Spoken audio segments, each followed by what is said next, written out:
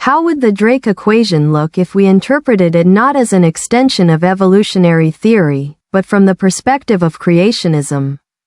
If God created the universe and life in an instant, then this equation would be unnecessary. However, God created the heavens and the earth, the creatures of the sea, the birds of the sky, the animals of the land, and finally human beings.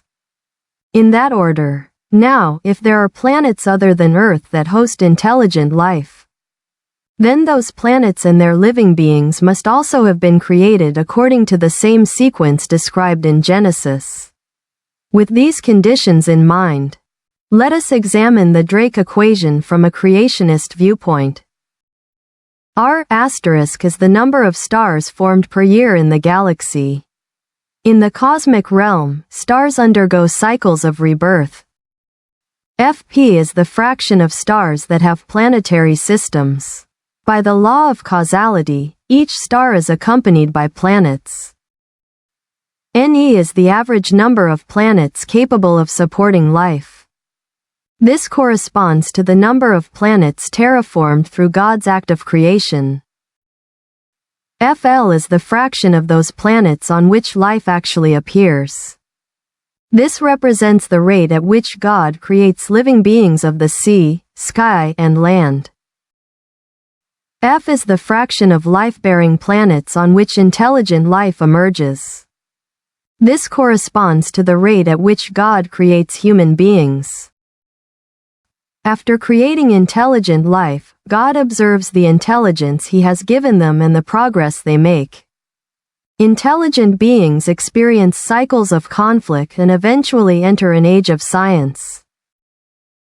Fc is the fraction of intelligent species that develop communication technology, in other words, the proportion of planets that reach a scientific age. L is the length of time such a technological civilization remains capable of communication. This is the period from the civilization's arrival at the scientific age until its self-destruction or awakening.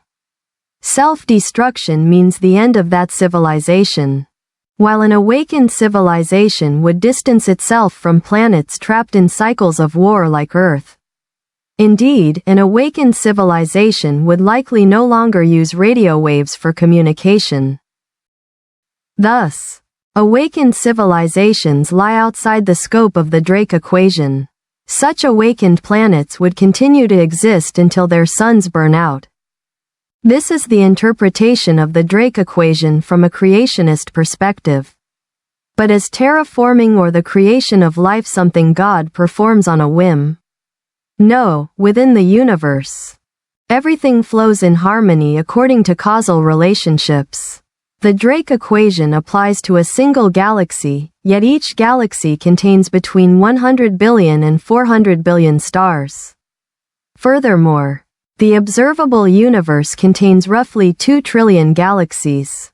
Given the scale of the universe, it is unreasonable to assume that God created only humanity on Earth. Incidentally, Mahayana Buddhism teaches that the universe contains Buddha lands as numerous as the sands of the Ganges River. How we interpret the Drake equation is, I believe, a test of our own wisdom.